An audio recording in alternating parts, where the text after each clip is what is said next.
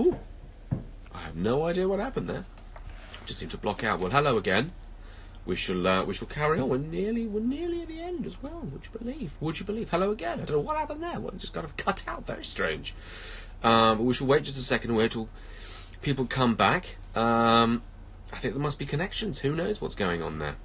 Hello again. We're nearly there. It's good, isn't it? I'm enjoying this one. What are they going to find? Pooh and Piglet, eh? What are they up to? Crazy. Okay. Yes, very glad we're back. Very glad we're back. Okay, so round this spinney went Pooh and Piglet after them.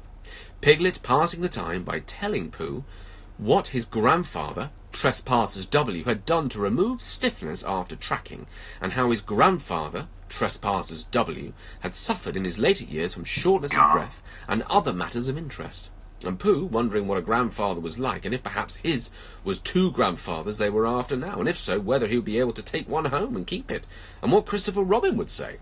And still the tracks went on in front of them. Suddenly, Winnie the Pooh stopped and pointed excitedly in front of him. "Look!" "What?" said Piglet with a jump, and then, to show that he hadn't been frightened, he jumped up and down once or twice more in an exercising sort of way. "The tracks!" said Pooh. "A third animal has joined the two."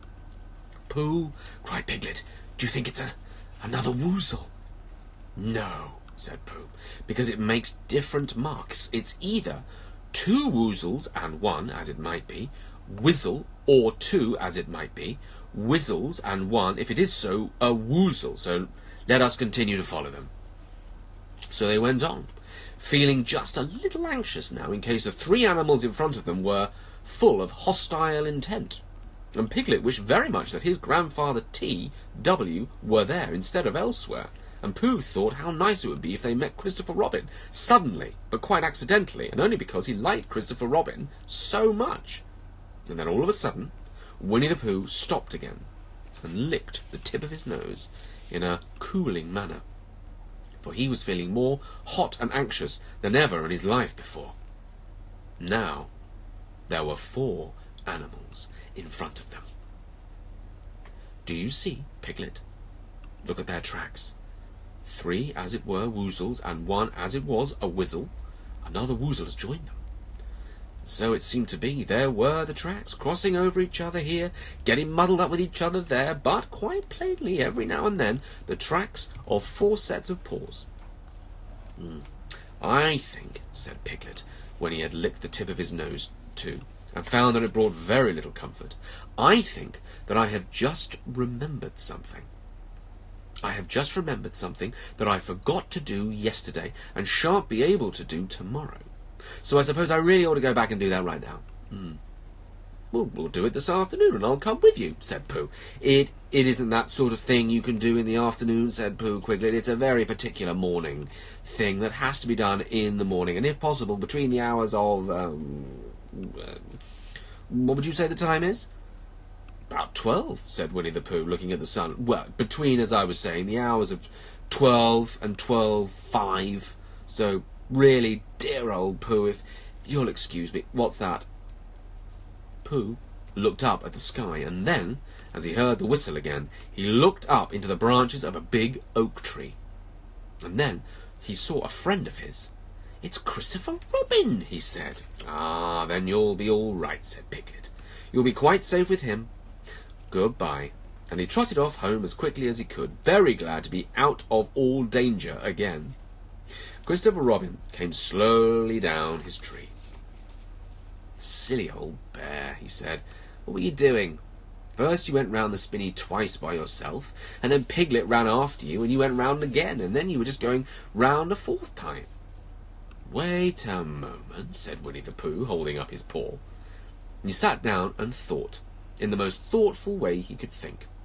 Then he fitted his paw into one of the tracks, and then he scratched his nose twice and stood up. "Yes," said Winnie the Pooh. "I see now," said Winnie the Pooh. "I have been foolish and deluded," said he, "and I am a bear of, well, no brain at all."